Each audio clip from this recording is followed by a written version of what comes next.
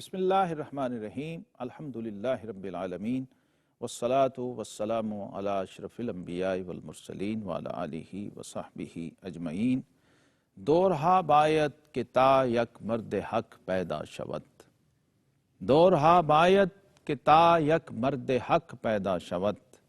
بایزید اندر خراسان یا اویس اندر کرن۔ گرامی قدر ناظرین، آج بحمد اللہ تعالی ہم سرخیل تابعین، خیر التابعین اور سید التابعین حضرت سیدنا اویس کرنی رضی اللہ تعالی عنہ کے ذکر خیر کی سعادت حاصل کر رہے ہیں، اور اس مجلس میں آپ کا تعارف، آپ کا تذکرہ، آپ کی سیرت سوانح، آپ کے ذوق اور مشرب روحانی پہ بات کرنے کی کوشش کریں گے۔ ایک ایسی ہستی، ایک ایسی شخصیت جو کہ بظاہر زمرہ صحابہ کرام علیہم رضوان میں نہیں ہیں، لیکن اس پوری امت میں یہ واحد ہستی ہے جس کو یہ اعزاز حاصل ہے کہ زبان رسالت مآب صلی اللہ تعالیٰ علیہ وسلم سے براہ راست بائی نیم ان کا ذکر پاک فرمایا گیا، اور ان کی منقبت زبان رسالت مآب صلی اللہ تعالیٰ علیہ وسلم سے صادر ہوئی۔ ان کے فضائل اور ان کی شان اور ان کا پہلا حقیقی تعارف خود ہمارے آقا و مولا امام الانبیاء والمرسلین علیہ تحیۃ و تسلیم نے اپنی زبان اقدس و اطہر سے فرمایا۔ اس سے بڑا اعزاز کسی امتی کے لیے ہو نہیں سکتا۔ اور دوسری بات یہ کہ وہ صحابہ کرام علیہم رضوان میں بھی نہ ہو،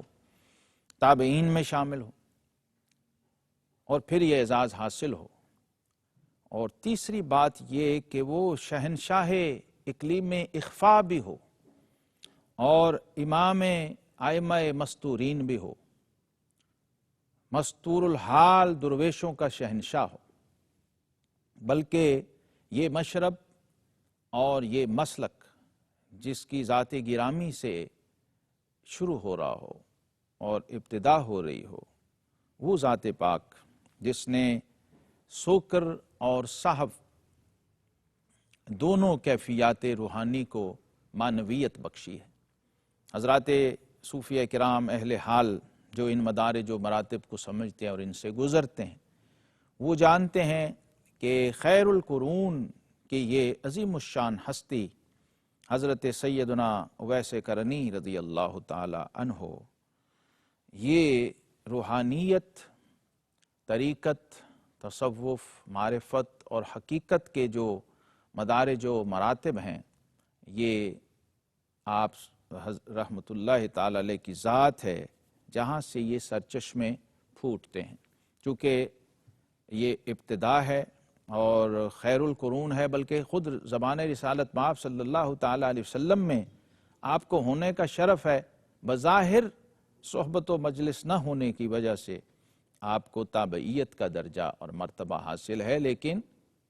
اللہ رب العالمین نے یہ شرف و اعزاز آپ کو بخشا ہے کہ آپ اسی دور مقدس کے اندر سانس لے رہے تھے اور جی رہے تھے، یمن کے ایک بڑے ہی سادہ سے اور ایک پسماندہ سے گاؤں کرن کے اندر۔ اہل نسب اور اہل سیر نے آپ کا نسب نامہ جو بیان کیا ہے، میں آج تبرکاً وہ پڑھنا چاہتا ہوں۔ حضرت سیدنا اویس کرنی رضی اللہ تعالیٰ عنہ کے والد گرامی کا نام عامر ہے، اور شجرہ نسب آپ کا یوں ہے: اویس بن عامر بن جز بن مالک بن عمر بن سعد بن اسوان بن کرن بن دودمان بن ناجیہ بن مراد بن مالک بن اد مرادی مزہجی۔ حضرت اویس کرنی رضی اللہ تعالیٰ عنہ یہ ان برگزیدہ ہستیوں میں اور ان وارفتگان محبت میں تھے کہ جن کی تخلیق ہی گویا عشق و محبت کے خمیر سے ہوئی تھی، اور بن دیکھے یہ جمال مصطفیٰ صلی اللہ علیہ وسلم کی شمع کے پروانے بن کر اس کا طواف کیا کرتے تھے۔ حضرت جامی فرماتے ہیں: نہ تنہا عشق از دیدار خیزت، بساکن دولت از گفتار خیزت، کہ یہ عشق جو ہے یہ ضروری نہیں کہ دیکھنے سے ہی ہو، کبھی سننے سے بھی پیدا ہو جاتا، جسے عارف کڑی کہتے ہیں کہ عشق نہیں کہ ویکھن اتے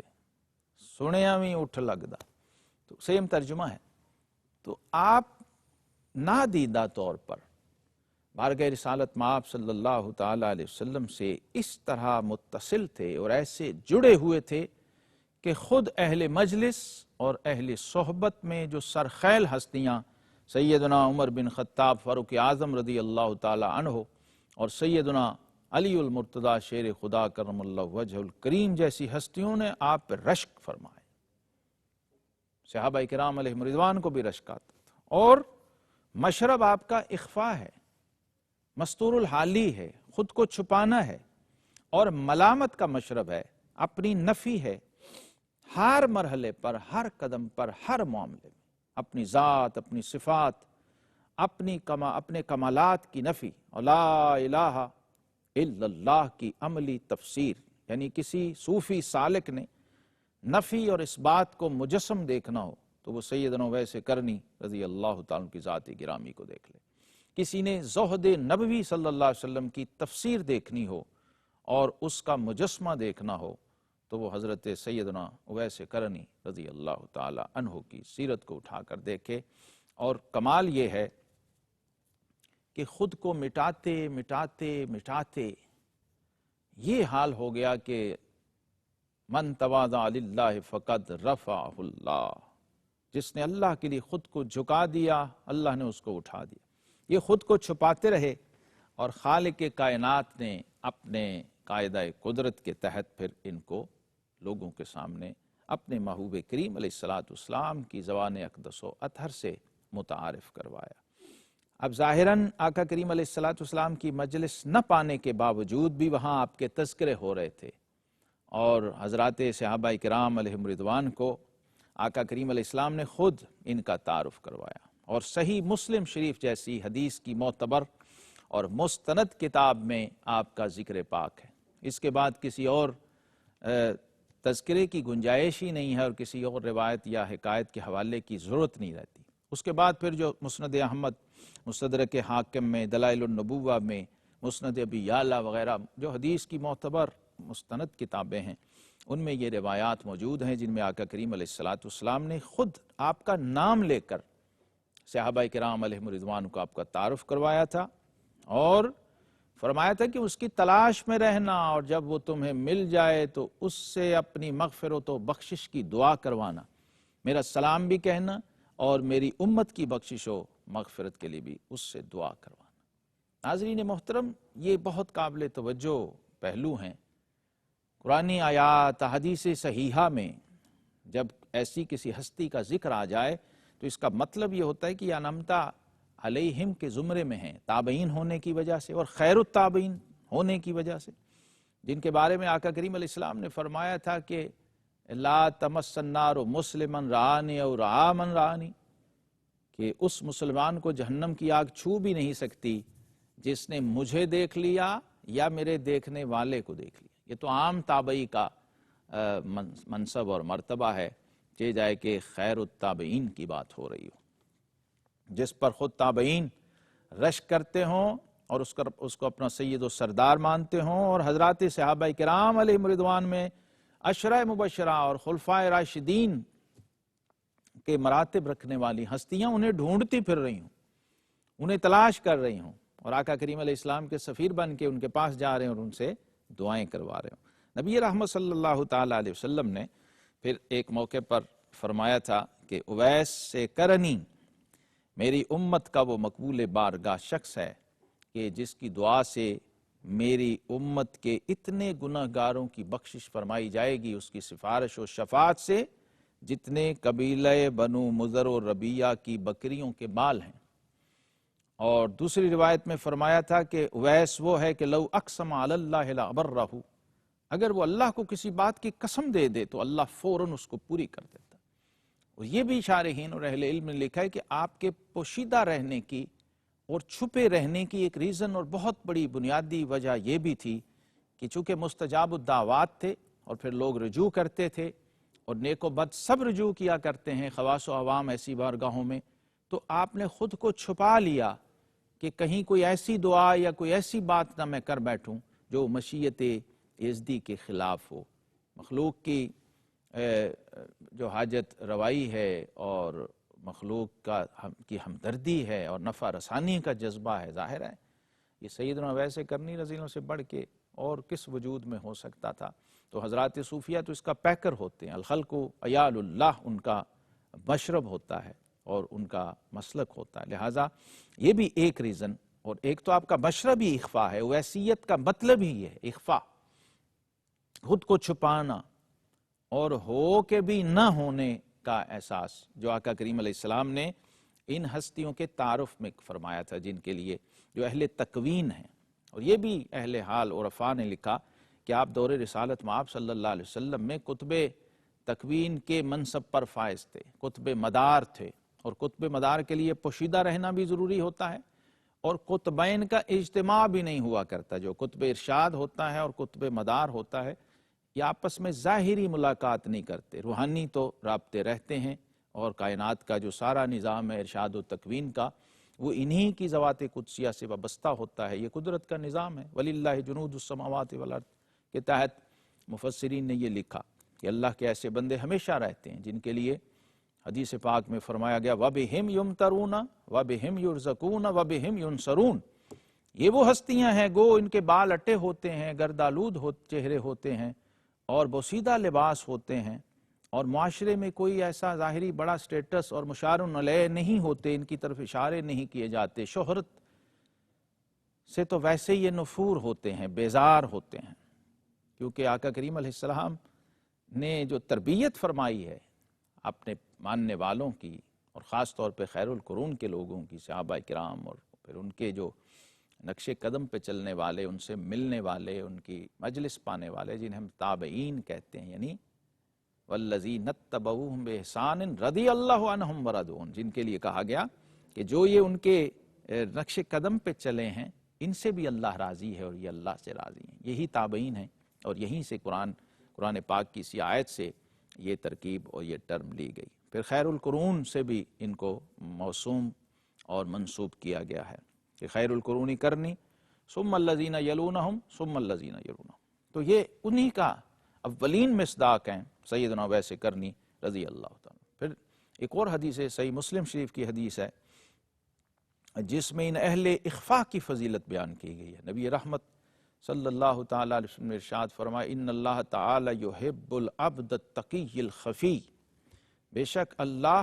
مستور الحال درویش اور متقی کو محبوب رکھتا ہے۔ محبوبیت الہیہ یہی تو اصل میں ولایت کی روح ہے۔ اب وہ ضروری نہیں ہے کہ وہ کوئی بہت بڑا جبہ و دستار ہو اور بہت بڑا کوئی ممبر و محراب ہو، ایسا نہیں ہوا کرتا۔ ایسے لوگ بھی ہیں جن کی یہ اوصاف، یہ صفات بیان کی گئی، اور سیدنا اویس کرنی اس امت میں ان کے سرخیل ہیں۔ شاہ ولی اللہ محدث دہلوی رحمہ اللہ نے لکھا کہ سیدنا حسن بصری رضی اللہ عنہ کے بعد روحانی سلاسل کا بڑا منبع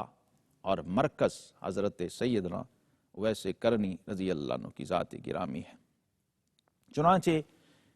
آپ نے کبھی دیوانگی، کبھی مجنونیت، اور کبھی مستی، اور کبھی اپنے حال کو چھپا کے مستور الحالی کے پردوں میں خود کو چھپا کے رکھا،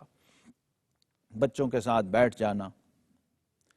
دیوانوں کے ساتھ مل جانا، اونٹ چرانا، گٹھلیاں کھجوروں کی اٹھا کے اس سے گزر بسر کرنا اور اس کو ذریعہ معاش بنا لینا۔ اور سیدنا بشر حافی رحمہ اللہ نے لکھا ہے کہ زہد کی وہ معراج جس پہ سیدنا اویس کرنی رضی اللہ عنہ فائز ہیں، دوسرا کوئی نہ فائز ہو سکا ہے نہ ہو سکتا ہے۔ آپ نے زہد کی وہ انتہا کی ہے اور ترک دنیا کی وہ رفتیں پائی ہیں کہ کبھی کبھی ستر چھپانے کے لیے آپ کو ٹوکری میں بھی بیٹھنا پڑا ہے، لباس اور کپڑے نہ ہونے کی وجہ سے۔ آپ ایسا بھی ہوا کہ کبھی کوڑے کے ڈھیر سے چیتھڑے اٹھا لائے، انہیں سیا اور اسے اپنا لباس بنایا کہ کہیں کوئی مشکوک اور مشتبہ لقمہ یا کپڑا میرے تن اور میرے وجود کا حصہ نہ بن جائے۔ تقوی کی بھی معراج ہے، زہد کی بھی معراج ہے، توکل کی بھی معراج ہے، اور صبر، للہیت اور حب الہی اور ذکر الہی کیسے مدارج جو آپ کی ذات گرامی سے وابستہ ہیں، اس کی مثال کہیں اور ڈھونڈنا مشکل ہے۔ چنانچہ نبی کریم علیہ الصلاۃ والسلام نے جب فرمایا کہ میرا اویس جو کرن میں ہے اس کے جسم پر برس کے داغ ہوں گے اور پھر وہ سمٹ کے 1 درہم کے برابر ایک نشان رہ جائے گا، یہ اس کی نشانی ہوگی، اور دوسری نشانی اس کی ماں ہوگی۔ اللہ اکبر۔ آپ کا تعارف، آپ کی پہچان ماں کے حوالے سے، ماں کی محبت، ماں کی شان، ماں کی فرما برداری میں فنا، اور اسی عشق و مستی میں اپنی ماں کی خدمت و محبت، جو کہ حقیقت میں محبوب کی اتباع ہی تھی، حضور علیہ الصلاۃ والسلام کی محبت و عشق ہی کا غلبہ تھا کہ ماں کی فرما برداری میں لگے ہوئے ہیں، کیونکہ محبوب کا حکم یہ ہے، اور محبت اسی کو کہتے ہیں کہ سر تسلیم خم ہے جو مزاج یار میں آئے۔ چنانچہ یہ 2 نشانیاں خود آقا کریم علیہ السلام نے فرمائیں، اور سیدنا عمر فاروق رضی اللہ عنہ اور سیدنا علی المرتضیٰ شیر خدا پھر آقا کریم علیہ الصلاۃ والسلام کے حکم کی تعمیل میں آپ کا جبہ مبارک لے کے آپ کی تلاش میں نکلے تھے۔ یمن کے علاقے میں جب پہنچے پوچھتے ہوئے اور ملاقات ہوئی لوگوں سے، انہوں نے کہا ایک دیوانہ ہے جو یہاں اونٹ چراتا ہے۔ اب وہ تصور بھی نہیں کر سکتے تھے کہ نبی کریم علیہ الصلاۃ والسلام کے عشرہ مبشرہ اور مقربین صحابہ یہ ایک کسی دیوانے کی تلاش میں نکلے ہوں گے۔ ان کا خیال تھا کسی بہت اہم شخصیت کا یہ پوچھ رہے ہوں گے نا۔ تو انہوں نے کہا کہ یہاں تو یہ ایک اویس دیوانہ ہے جو اونٹ چراتا ہے۔ تو آپ نے فرمایا کہ ہم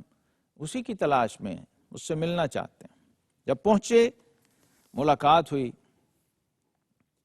تو وہ جبہ مبارک اور حضور علیہ السلام کا سلام آپ کی خدمت میں پیش کیا گیا، اور آقا کریم علیہ السلام نے جو نشانیاں بتائی تھیں جب دیکھیں تو وہ سب پوری تھیں۔ محو تھے اس وقت بھی، استغراق کے عالم میں تھے، گو کہ اونٹ چڑھ رہے تھے اور آپ یاد الہی میں تھے۔ تو اب اہل نظر تھے، سیدنا فاروق اعظم بھی، شیر خدا علی المرتضیٰ بھی بارگاہ مصطفی صلی اللہ علیہ وسلم کے تربیت یافتہ تھے۔ تو جب ملاقات ہوئی، نشانیاں دیکھ لیں اور پتہ چل گیا کہ یہ وہی ہے۔ حضرت اویس کرنی رضی اللہ تعالیٰ عنہ سے فاروق اعظم رضی اللہ تعالیٰ عنہ نے پوچھا کہ تم ہی اویس بن عامر ہو؟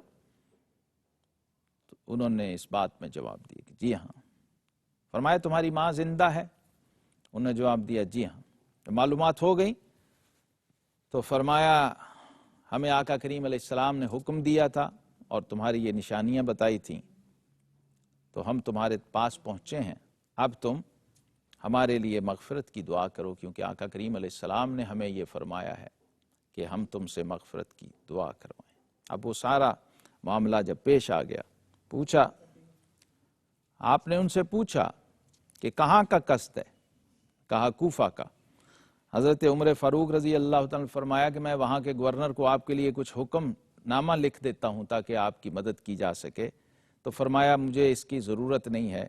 کیونکہ مجھے عوام کے زمرہ میں رہنا زیادہ پسند ہے۔ سیدنا اویس کرنی رضی اللہ تعالیٰ عنہ، ایک شخص نے آپ سے پوچھا کہ حضرت مجھے کوئی نصیحت فرمائیں، تو فرمایا اپنے پروردگار کی طرف دوڑو۔ عرض کی حضور سلسلہ معاش کہاں سے ہوگا؟ تو فرمایا دلوں میں کیا شک آ گیا ہے؟ رب کے رازق ہونے پر یقین باقی نہیں ہے؟ فرمایا جب تو اپنے دل کے ساتھ اللہ کی طرف دوڑتا ہے تو اپنے رزق کے معاملے میں اسے تہمت نہ دے، وہ ہر کیڑے کو بھی رزق دینے والا۔ حضرت اویس کرنی رضی اللہ عنہ کی عجیب و غریب کیفیات ہیں عشق و مستی کے باب میں۔ اگر کوئی ذات رسالت مآب صلی اللہ علیہ وسلم کے عشق کا عملی مزہ اور ذائقہ چکھنا چاہتا ہے تو اسے دامن اویسیت سے وابستہ ہو جانا چاہیے۔ اللہ رب العزت ہمیں عشق اویس کا کوئی ذرہ نصیب فرمائے۔ وما علینا الا البلاغ المبین۔